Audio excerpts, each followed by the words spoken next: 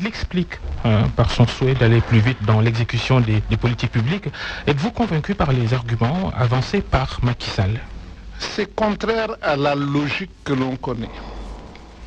La logique qui veut aller plus vite et qui veut être plus efficace, normalement en matière de gouvernance, c'est la logique de décentralisation.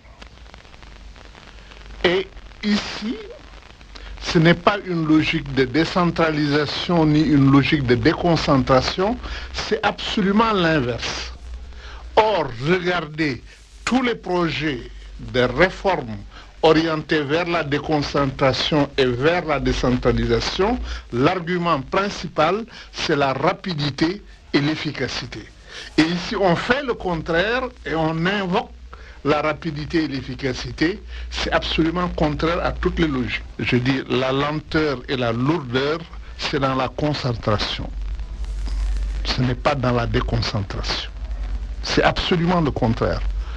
Et de ce point de vue, qu'est-ce qu'on dit? On dit que si vous transférez les compétences et décisions et les ressources nécessaires à des échelons qui sont plus proches de l'action, c'est là qu'on est efficace et que ça va vite. Et je voudrais vous donner un exemple dans même. Si vous transférez à l'établissement le budget et le pouvoir de décision sur les dépenses, qu'est-ce qui se passe? Au lieu d'acheter quelque chose dont l'établissement ne veut pas, on achète ce dont l'établissement a besoin et on est plus efficace. Et on l'achète aussi rapidement. Alors que si la commande est groupée au niveau du ministère de l'Éducation, qu'est-ce qui se passe?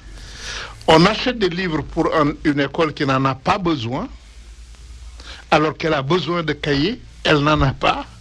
Une autre école qui a besoin de livres reçoit des cahiers alors qu'elle voudrait des livres.